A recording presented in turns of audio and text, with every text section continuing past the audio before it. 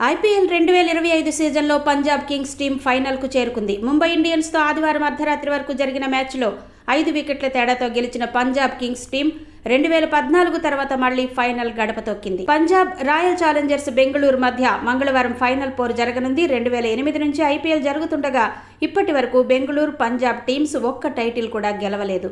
దాంతో ఏ టీం గెలిచినా కొత్త ఛాంపియన్ అవతరించడం లాంఛనమే. మ్యాచ్లో ఫస్ట్ బ్యాటింగ్ చేసిన ముంబై ఇండియన్స్ టీం 6 వికెట్ల నష్టానికి 203 పరుగులు చేసింది. ఆ టీంలో తిలక్ వర్మ 29 బంతుల్లో 44 పరుగులు చేసి టాప్ స్కోరర్గా నిలిచాడు. అనంతరం లక్ష్య ఛేదనలో పంజాబ్ కింగ్స్ కెప్టెన్ శ్రేయస్ అయ్యర్ 41 బంతుల్లోనే 87 పరుగులు చేసి ఒంటి చేత్తో టీంను గెలిపించాడు. క్వాలిఫైయర్ 1లో బెంగళూరు చేతిలో ఓడిన పంజాబ్ మళ్లీ అదే జట్టుతో టైటిల్ పోరులో తలపడనుంది. వర్షం కారణంగా మ్యాచ్ 2 గంటలు ఆలస్యంగా మొదలైంది. అయినప్పటికీ ఓవర్లలో ఎలాంటి కోత విధించలేదు. ప్రేక్షకులు కూడా అర్ధరాత్రి వరకు అలానే స్టేడియంలో మ్యాచ్ను ఎంజాయ్ చేస్తూ ఉండిపోయారు.